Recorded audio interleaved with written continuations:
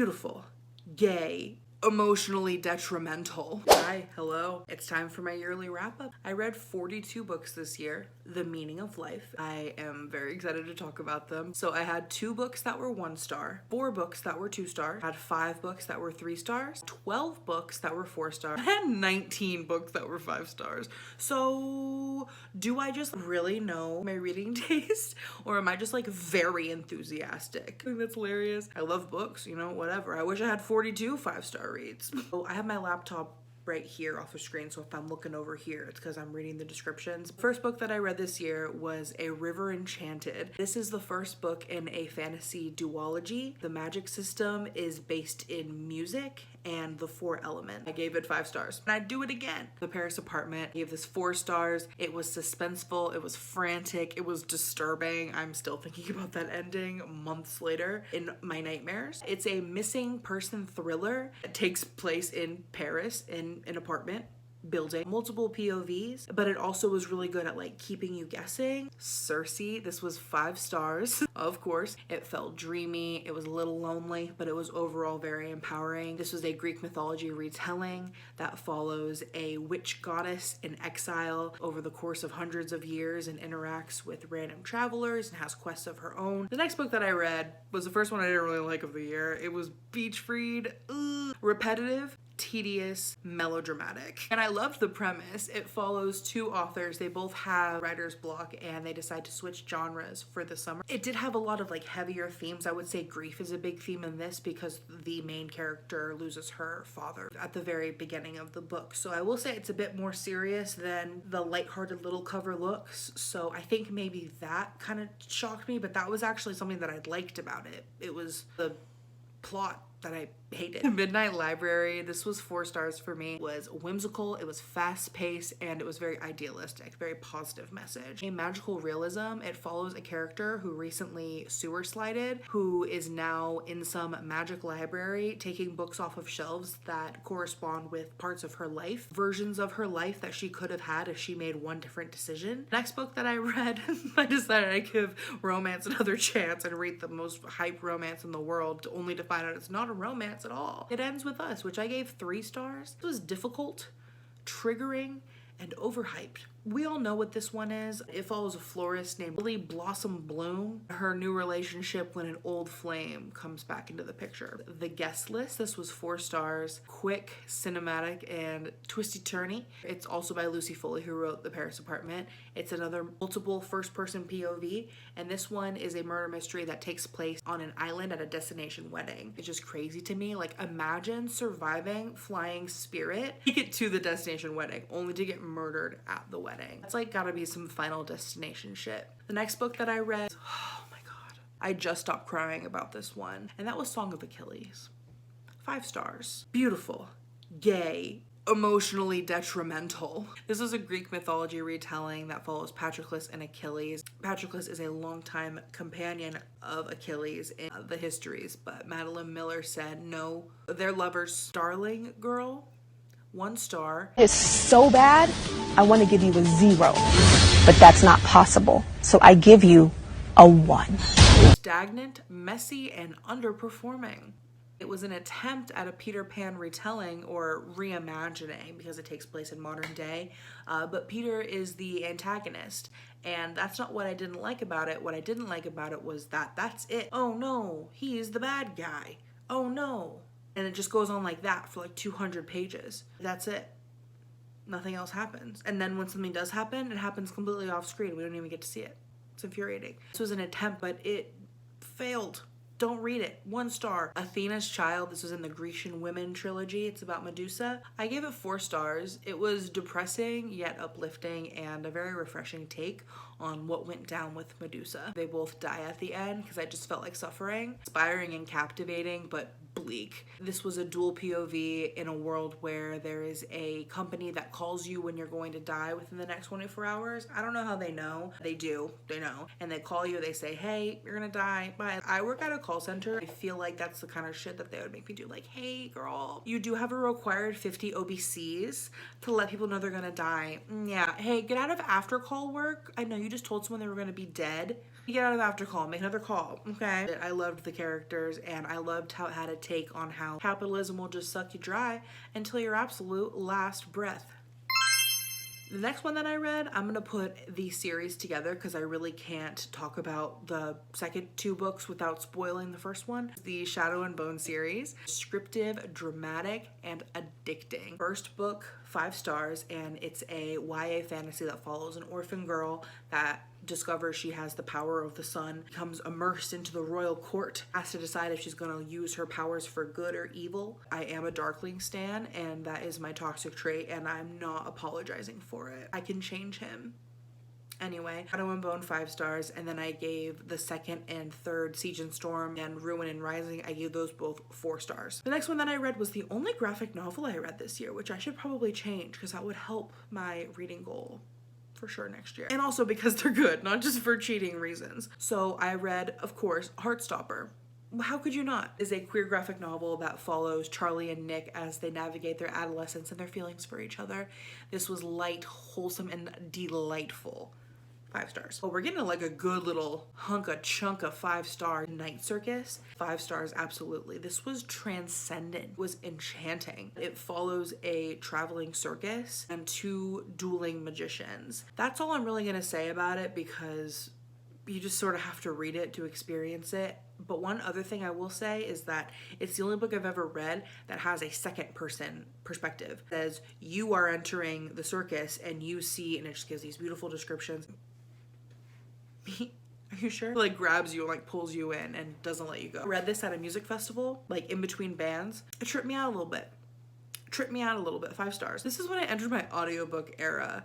So this is when I had free credits on Audible, and also I was just looking for like free Audible books. This one that I read was called The Last Cuentista, middle grade science fiction. I actually gave it 5 stars. Don't ever think you have to read a certain age for a book to be good. Like, I find adult fiction so pretentious sometimes and just so like shut the fuck up. Actually, I want to go back to middle school and just read a fun little book. That's what this was. The plot was quick, it was a hoot and a half. I loved it. Galactic, it was fun, and it was hopeful. It's actually pretty freaking wild. So a girl and her family are in pods to leave Earth because the Earth is like ending. The ship that they're on is taken over by this collective that wants to turn people into basically just like robots. No thoughts, no feelings, just work. We follow the POV of the only girl who doesn't get her memory erased, and she's the last Cuentista, the last storyteller. She has to remind all the humans that, hey, you're from Earth, you're a person, you have a name. The next one that I read, so random. It was called Misconception. I gave it 3 stars. It had some kind of like pregnancy scandal. I really don't remember that much about it. I do remember that when I was listening to the audiobook, I was making quesadillas. I would describe it as cheesy, corny, and not very spicy book, not the quesadillas. Whew, this was The Housemaid. 4 stars. The thriller, twisted, psychological, and a page turner. I read it in one day about a woman who becomes the maid for a really rich family. It really just took a twist I did not expect coming whatsoever. The next one that I read was another free audiobook on Audible. It was called Hold Me Closer, Toni Danzig. It's a sapphic Christmas romance, and I read it in August. I don't know. It was free. Lighthearted, it was silly, it was happy. It was 4 stars for me. Honestly, it was really just nice to read something just about queer joy, because the Song of Achilles is not about queer joy. It is about gay anguish. My year of rest and relaxation. 5 stars. It was darkly funny, it was intoxicating, it was bizarre, it was tranquil. First person POV, stream of consciousness, a woman who decides that she's so depressed she's just going to sleep for an entire year. She'll only wake up to like eat a whole pizza, smoke a cigarette, ash it in a shoe, a cocktail of pharmaceutical drugs, and then go back to sleep. Obsessed with it. Could not recommend it more. Next book that I read brought me right back to queer angst. That was Last Night at the Telegraph Club. This was a historical fiction, 3.5 stars. It was cozy, it was detailed, and it was honest. It was about growing up and being Chinese American in San Francisco during the 1950s. The only classic that I read this year was Picture of Dorian Gray, which I gave 5 stars. Follows an attractive young man who, after getting his portrait painted, wishes that he could never age and the portrait ages instead. And that's what happens. He becomes eternally youthful. I wanna be forever young. It has a lot of amazing commentary on youth, wealth, art, class, vanity. If you read one classic this year, read The Picture of Dorian Gray. The next book is Caraval. This was 3 stars for me. It was vivid, it was lyrical, and it was action-packed. This follows a traveling circus type thing. It's like more of a performance. The audience can either choose to watch or they can participate. It felt like a scavenger hunt. The main character really wants to go to watch, and then she ends up having to play. It was really interesting. It wasn't really like that great. It didn't really stick the landing for me. The ending kind of seemed improvisational in my opinion. Written really beautifully, and it was really fun. It just kind of felt like thrown together at the end. The next 3 are going to be all by the same author, and they're all going to be 5 stars. Every single one of them. It's Taylor Jenkins Reid. The first one that I read was Malibu Rising, 5 stars. This was summery, it was glamorous, and it was cinematic. It takes place over 24 hours. 1980s California. Family drama, celebrity gossip. I feel like I really got to know these people at the end of the book. Absolutely felt that way about the next book, 7 Husbands of Evelyn Hugo. 5 stars. It was extravagant. It was glitzy. It was captivating. A journalist who suddenly is chosen to write about the scandalous life story of a Hollywood movie icon from the 1950s. It felt like real celebrities. But out of all 3 of these, nothing compares to the realness of Daisy Jones and the Six. It's well worth the hype, and I strongly recommend the audiobook. It's written like it's someone interviewing a rock band about their rise and fall from fame. It is told in chronological order, but it's multiple POVs, so they all have like sometimes different perspectives of the same event. I cannot get enough of it. I'll never stop thinking about it. It was raw, it was insightful, and it was fucking fearless. Glad My Mom Died by Jennette McCurdy, who was on iCarly on Nickelodeon. I grew up watching her. That was my girl. It really pulled the curtain back on like childhood stardom, being forced into show business by her mother. It was powerful and it was important. 5 stars. Did I say 5 stars? Absolutely 5 stars. The next book that I read was Love and Other Words. It was comfy. It was happy. It was sad. Whatever. It follows Macy and Elliot. They were in love when they were kids, but they haven't spoken in 15 years. You see them meet modern day. There's flashbacks to their childhood, slowly going to like the event, the incident of why they don't talk anymore, and then them kind of like rekindling modern day. Very interesting. If you're into that kind of thing. I didn't get the ending. The next one, I'm not even like prepared to talk about this. The next one was Normal People by Sally Rooney. This was a 6-star read. This one was very self-actualizing for me. It was profound. I know people have strong feelings in both directions for this book, and I am on the positive side. And the reason is I could relate to it so fucking much. I was reading it and I thought like that scene in Euphoria where she's like, is this fucking play about us? It follows Marianne and Connell, who met in high school and just kind of go in and out of each other's lives over the course of late adolescence and adulthood. Follows their relationship and what they mean to each other over time and how that changes given different circumstances, what it really means to care about someone, how your relationships with others impact the way you see yourself, how bits of other people make up you. When you lose other people, you lose parts of yourself. When they're in your life, you feel more like yourself. They deal with depression and trauma, and then just like the discomfort of growing up. Miscommunication is a very big trope in this one. I know people really hate that, but that's life. When you're growing up, you're too afraid to say how you feel, or when you do say how you feel, it doesn't come out right. So either way, you're fucked. Being a person and becoming a person is just exhausting and horrifying. It's not plot driven, it's a character study, and I felt like I was being studied, and it was very healing for me. Favorite book of the year, 100%. Normal People, Sally Rooney. Wow, I really rambled about that one. Couldn't help it. Anyway, the next one, kind of a dud. Reckless Girls. I gave it 2 stars. It was kind of like insubstantial. It was cliche. It was skippable. I thought it was gonna be like a girls trip murder mystery, but I don't understand the title at all. There are men here too, and they are just as bad, if not worse, than the girls. One Last Stop by Casey McQuiston, and whoo, this was another 5 star. This was another 5-star. Funny, uplifting, and very memorable book for me. It was found family. A girl, her name is August. She's 23. She moves to New York City. She moves in with roommates she meets on Craigslist. One of them is a drag queen. One of them is an artist. They are just very, very likable characters. They're all very quirky. They're all very different.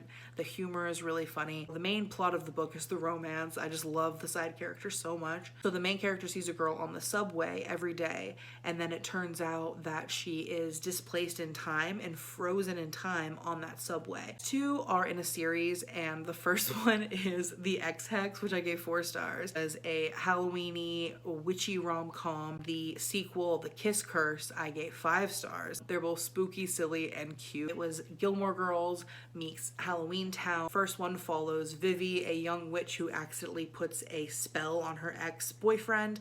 10 years later, he comes back to town and he is very cursed. Shit is going wrong and they have to work together to try to break the curse. The next one is also a witchy rom-com. It follows characters from the first book, side characters, Guinevere and Wells. The girl Guinevere owns a witchy gift shop, and the man Wells opens a witchy gift shop right across the street. The Atlas 6. 4 stars. It was scholarly, it was mystical, and it was a bit grim. This was a dark academia. It follows 6 magicians.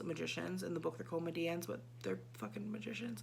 And they all have like X-Men type powers, invited to be in a secret society, all 6 of them, but they say only 5 of them will make it out. They get a year to study, and then at the end they'll find out like who doesn't make it. It's pretty good, honestly. I really liked it, but I will say it's definitely more of a character driven because not a lot going on in the plot. The Starless Sea. This one was not starless. It was 5 stars. It was mind altering and it was unconventional. It's a story about stories. We follow the main character, Zachary. He starts reading a book. We're reading a book. In the book, he's reading a book. And then in the book that he's reading, he finds out that he is a character in that book. Yeah, it's pretty trippy. Read it. Remarkably Bright Creatures. This was slow paced, but it was unique and it was heartwarming. I did give this one 2 stars. I was so fucking bored with the writing style. A custodian at an aquarium. She's like 70 years old. Her husband has passed away. Her son went missing 30 years ago. Just living her life at the aquarium, just doing her thing. But we also get the POV of an octopus. An actual octopus. We get his thoughts and his words. I feel like this could have been a short story and it would have been like 4 stars. The next one that I read was Red Queen. It was bewildering, it was violent, and it was eventful. It's a YA dystopian. It follows Mare Barrow, who is a red blood in a world where silver bloods have like magic powers, like again, like X-Men, another book with like X-Men type powers. Everyone has a little power. So cute, but you have to be silver to have powers. Reds don't have powers, or do they? Mare does, finds out that she does at the Silver Palace. They're like, oh shit, red blood's got power. Let's force her into the castle and like make her stay here, and we'll just try to disguise her as a silver blood. That's all good and well, but if she like gets a paper cut or something and bleeds red, Taylor's version, all over the place, what are we gonna do? Definitely worth the read. Speaking of worth the read, this one isn't. Inheritance Games, 1 star. This was a messy, nonsensical rodeo. This girl, teenage girl, who suddenly inherits billions of dollars from some random billionaire she doesn't know, disinheriting the family.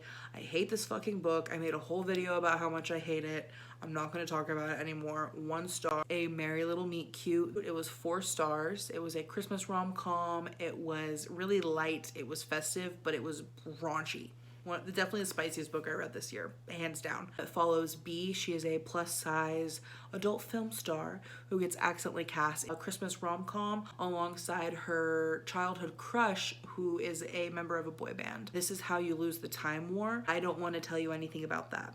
It's 5 stars. Read it. I will not tell you a thing. It will hurt the experience. You just go in blind, open your third eye, and read it. In a Holidaze, the last book I read of the year, was 2 stars. It was so lame. A Groundhog's Day style. It was repeating Christmas over and over again. It was fun, but like ultimately it didn't really go anywhere with like the supernatural elements or explain why she was in this time loop. It just sort of pivoted to the romance, just sort of stayed that way. But my real complaint about this book is this one quote. Here it is. When we got alone in the room together, he became Mr. Grabby Hands, groping and feeling.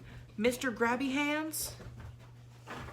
Canoli's upset. He's trying to escape Mr. Grabby Hands. my therapist in 5 years when I'm still upset about this is gonna be like, is Mr. Grabby Hands in the room with us right now? Thank you so much for watching. That was such a long list of books and hopefully next year will be even longer. I'll see you when I see you.